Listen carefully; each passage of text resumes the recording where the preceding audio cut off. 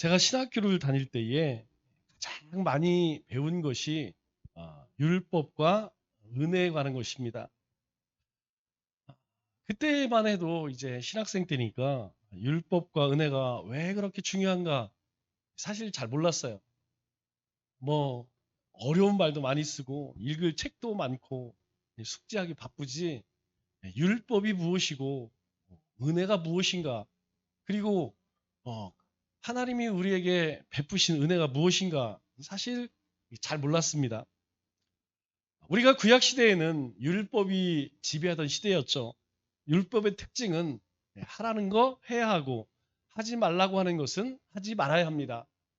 만일 하라는 것을 하지 않고 하지 말라는 것을 하게 되면 그것을 죄라고 이야기하죠. 그리고 그 죄에는 반드시 심판이 따릅니다. 이게 율법이죠. 그래서 그 심판을 피하기 위해서 제사를 지내했습니다. 이 제사를 지내기 위해서는 절차가 굉장히 복잡하죠.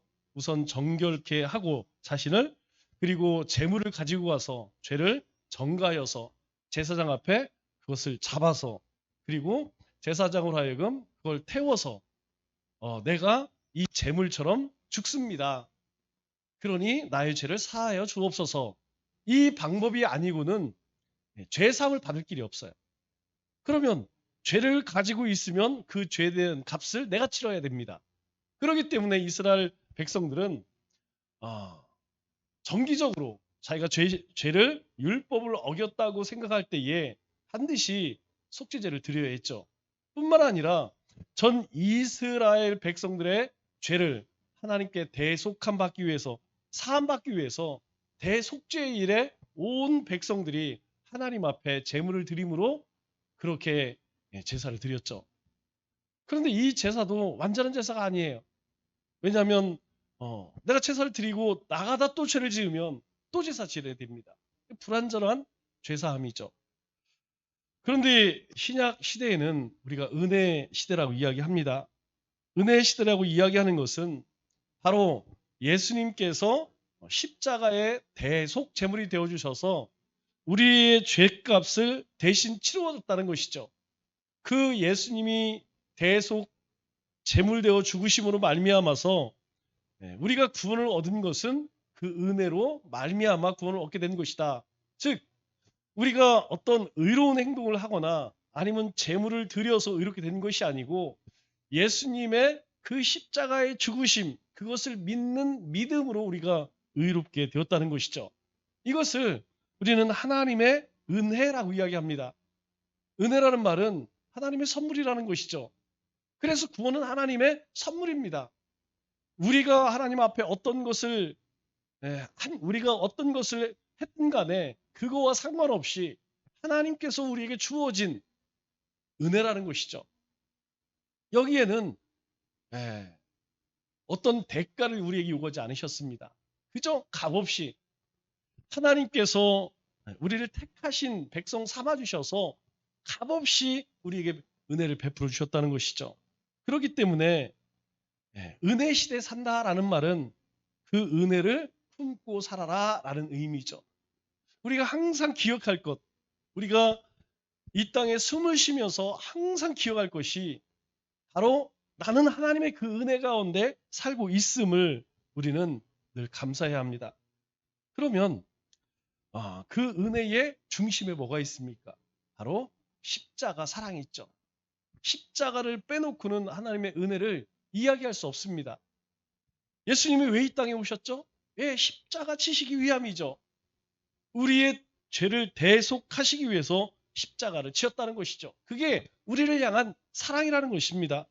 그래서 하나님의 은혜와 사랑 그 안에는 뭐가 있느냐면 품어줌이 있습니다. 하나님의 은혜는 하나님의 사랑은 품어주는 거예요. 그러나 율법은 어떻습니까? 너는 죄인이야. 정죄하고 밀어내는 것이죠. 너는 죄인이기 때문에 너는 우리가 함께 할 수 없어. 너는 저주받았기 때문에 너는 심판의 자리로 나가야 돼. 이게 율법이죠.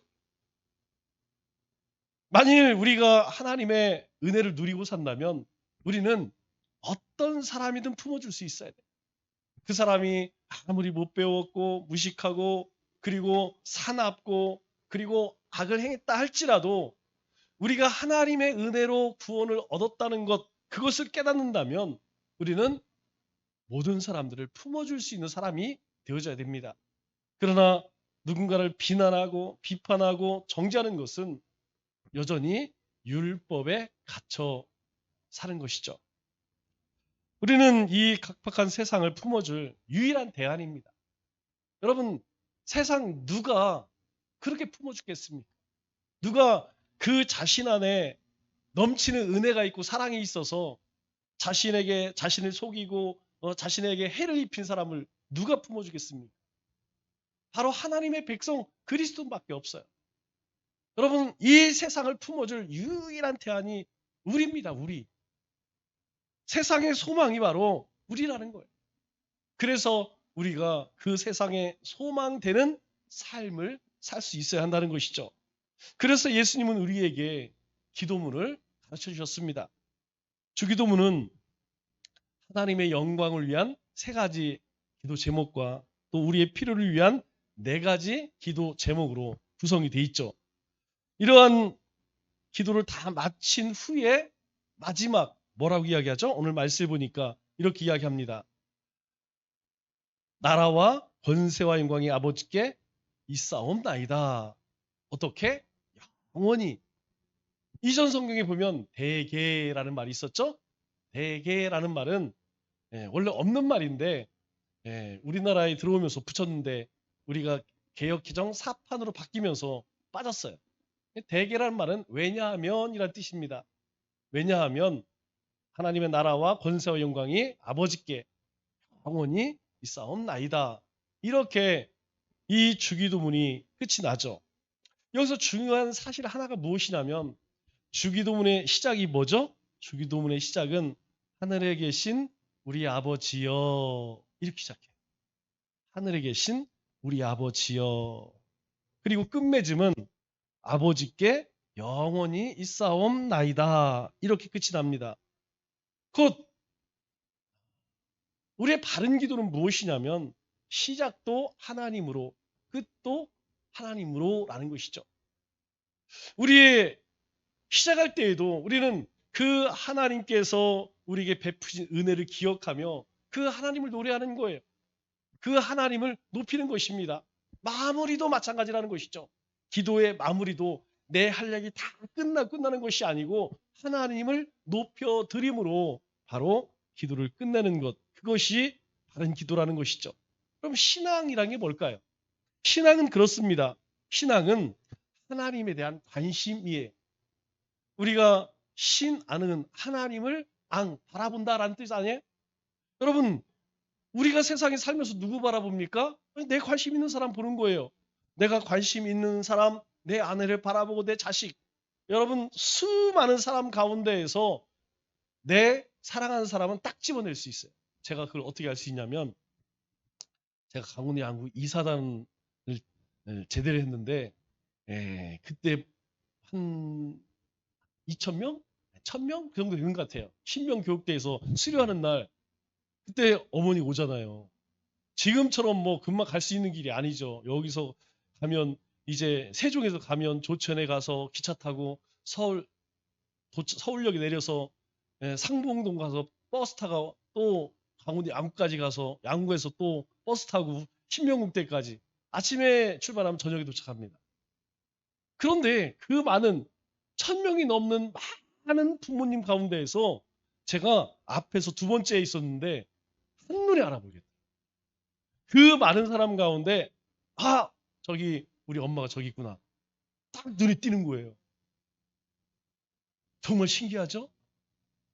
그 많은 사람 가운데에서 딱 눈에 띄는 거예요. 여러분 왜 그렇습니까?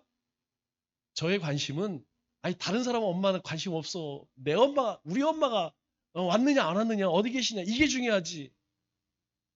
여러분 우리가 많은 자녀들 가운데에서 우리는 누구만 봐요? 내 자녀만 봐요. 딴 자녀들이 그림을 잘 그리고 노래 잘하고 이거 관심 없습니다. 내 자녀가 얼마큼 잘하느냐, 내 자녀, 내 손주들이 얼마나 잘하느냐 거기에 관심이 있어요. 마찬가지입니다. 신앙이라는 것은 하나님에 대한 관심이에요. 그래서 하나님에 대한 관심과 내 관심이 만나는 곳이 어떤 곳이냐면 바로 순종이라요. 순종.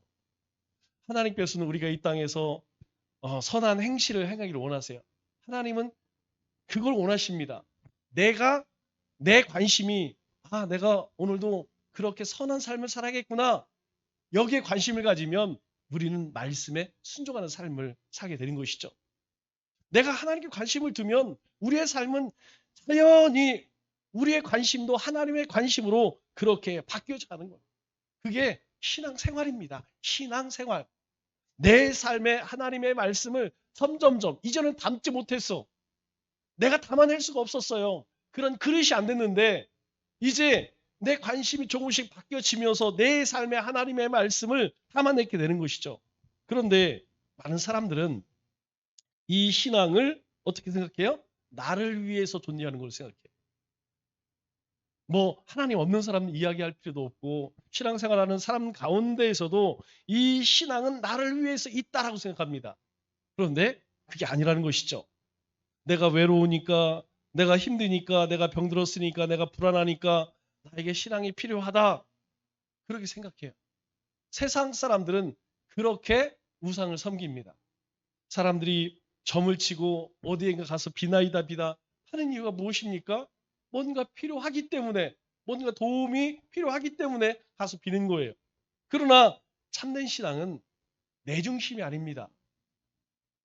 우리 기독교의 참된 신앙은 무엇이냐면 하나님 중심이라는 것이죠. 과연 하나님은 어떤 분이고 하나님은 우리에게 무엇을 요구하시는지 그리고 나는 그 요구하시는 것에 얼마나 순종하고 살고 있는가 이게 중요하다는 거예요. 그래서 이 주기도문의 시작 뭘로 시작합니까? 하늘에 계신 우리 아버지로 시작해서 하나님의 그 영광이 아버지께 영원히 쌓옵나이다. 이렇게 마무리를 짓는 것이죠. 우리가 하나님의 임재하심을 경험할 때 어떻습니까?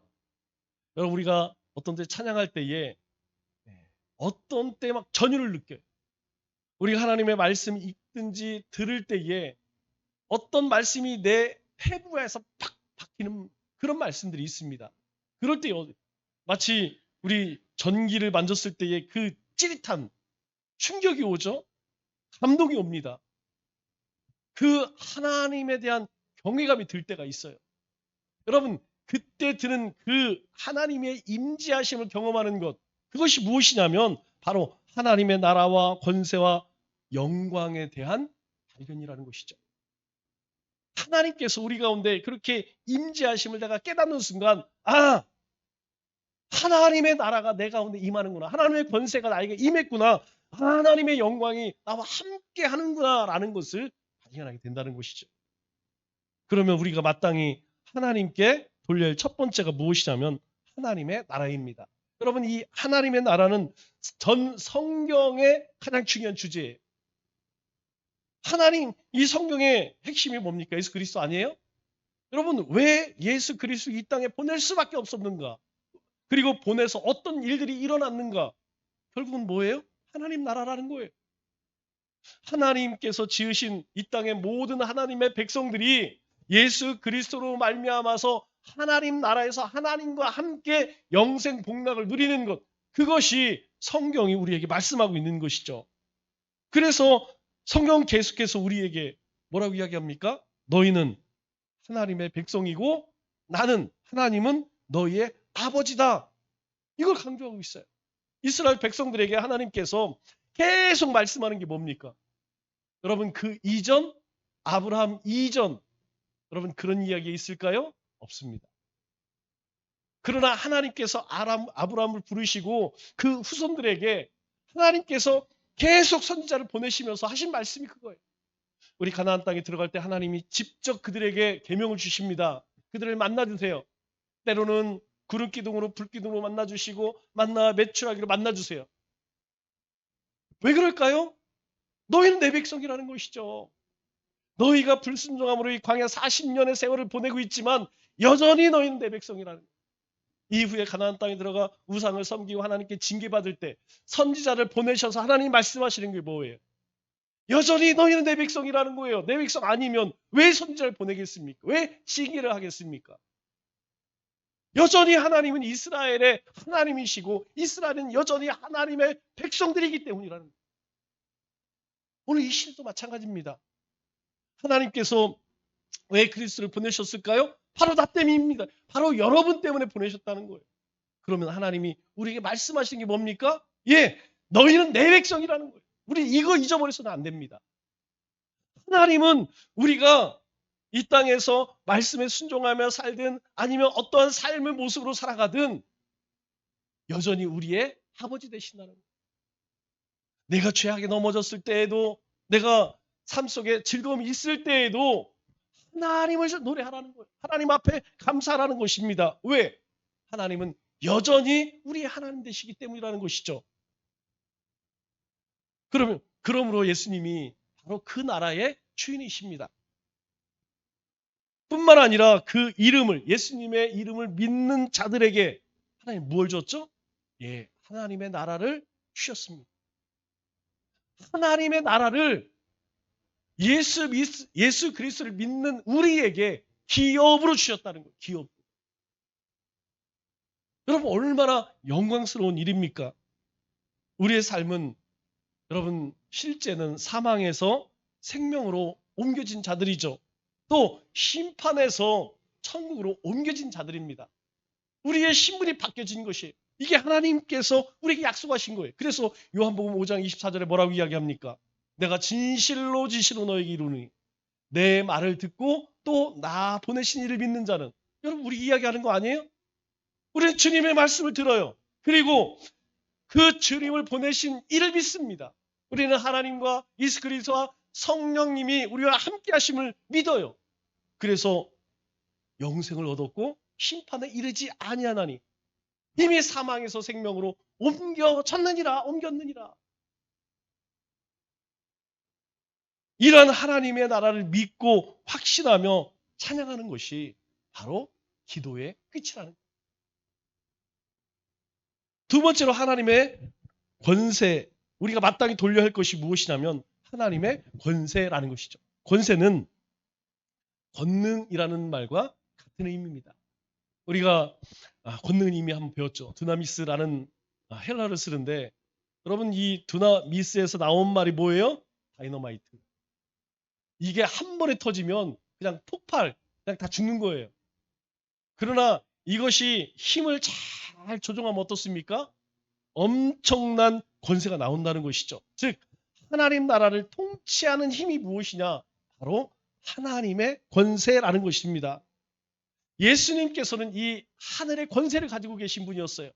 그래서 죽은 자를 살립니다. 여러분 누가 죽은 자를 살릴 수 있겠어요? 누가 말로써 안진매기를 일으키겠습니까? 누가 소경의 눈을 뜨고 풍랑을 잠잠하고 귀신을 내쫓겠습니까? 여러분 사람은 할 수 없어요. 그러나 우리 주님에게 그러한 권세가 있었기 때문에 죽음이요? 죽은 자가 살아나는 거예요. 귀신 들린 자가요? 재정시 돌아오는 거예요. 이 땅에 아무도 고칠 수 없는 불치병이었지만 예수님의 말 한마디로 다 회복해 되는 것이죠. 더욱 놀라운 것은요. 이 예수님에게는 죄를 사하시는 능력이 있다는 거예요. 이것이 우리에게 큰 능력이라는 것입니다. 이 죄를 용서해주는 권능이 주님께 있기 때문에 그 예수님을 믿는 우리에게도 그와 같은 능력을 주셨다는 거예요. 주님께서 그렇게 하셨다면 우리에게도 그 능력을 주셨기 때문에 우리도 그렇게 할 수 있다는 거예요. 그런데 그러면 그럴 거예요. 나는 그런 능력이 안 나오던데. 나는 죽은 자에게 아무리 손을 올리고 병든 자에게 아무리 기도를 해도 안 낫던데. 우리에게 주님이 주신 권능이 어떤 권능입니까?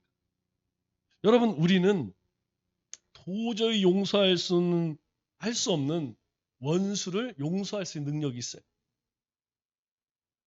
우리는 우리의 자신, 내 삶 모든 것을 하나님께 드릴 수 있는, 헌신할 수 있는 믿음과 능력도 주셨습니다.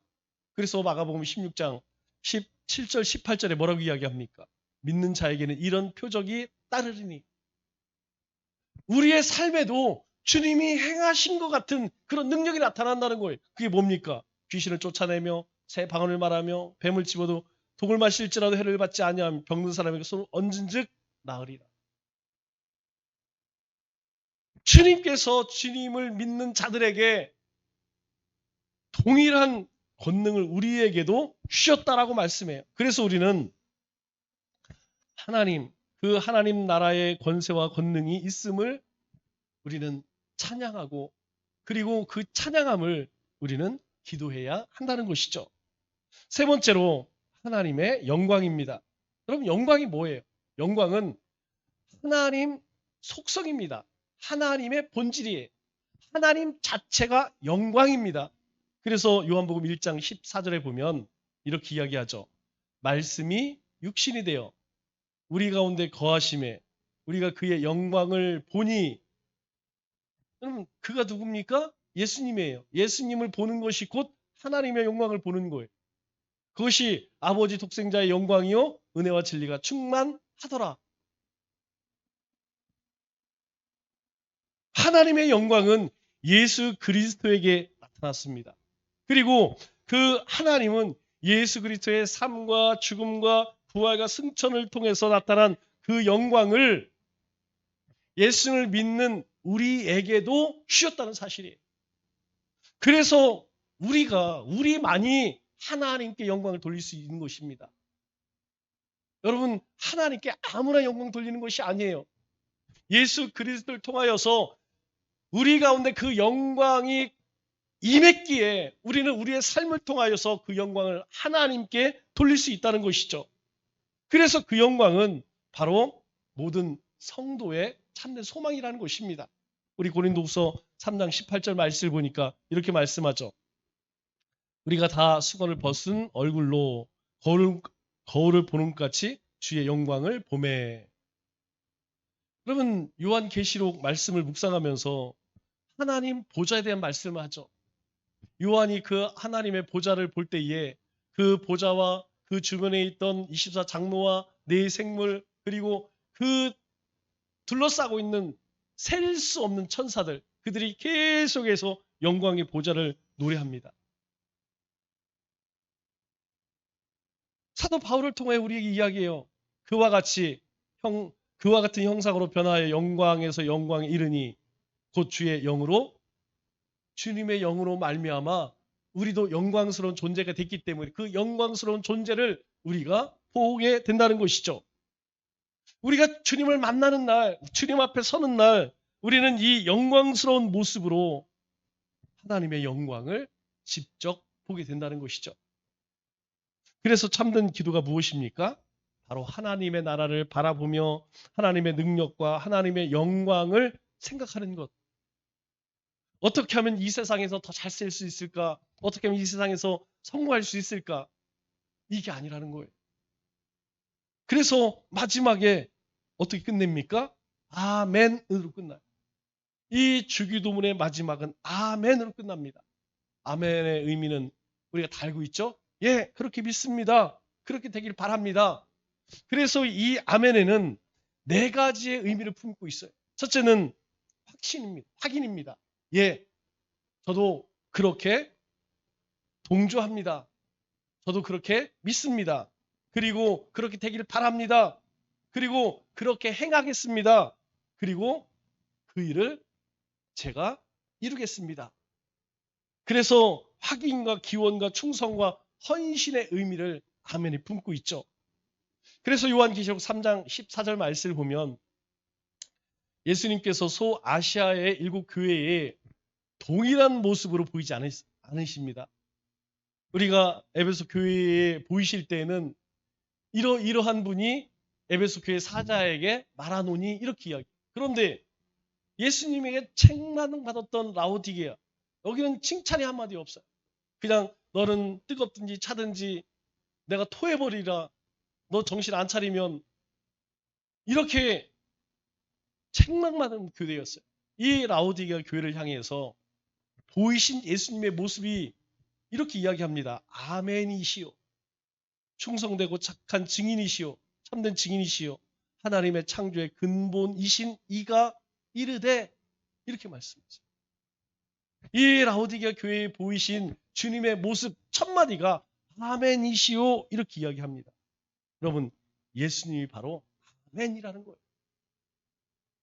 우리가 그래서 우리 가운데 우리의 귀를 열어서 하나님께서 듣게 하실 때 깨닫게 하실 때 우리로 하여금 아멘을 고백케 하는 것입니다. 저도 그렇게 믿습니다. 그렇게 되기를 바랍니다. 그래서 우리가 입술을 벌려서 그렇게 우리의 마음 가운데 하나님의 감동을 주실 때에 우리는 아멘이라고 고백하는 것이죠. 말씀을 맺겠습니다. 먼저 기도는 겸손히 보여야 합니다.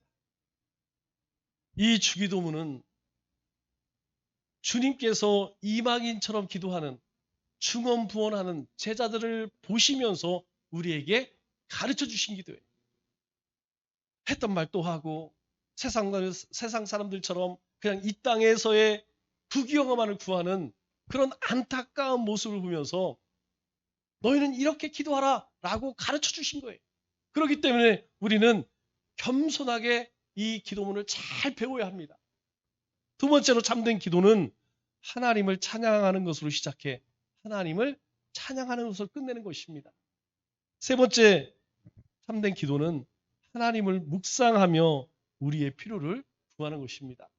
그리고 마지막으로 기도는 하나님의 나라와 권세와 영광을 선포하고 노래하는 것입니다. 우리 인생은 하나님의 영광을 위해서 지음받았고 십자가의 은혜로 구원을 받았습니다. 그러므로 우리 인생의 시작도 찬양이고 끝도 찬양이라는 사실을 우리가 꼭 기억하고 날마다 쉬지 않고 기도하는 기도의 사람 되시기를 주님의 이름으로 축원합니다.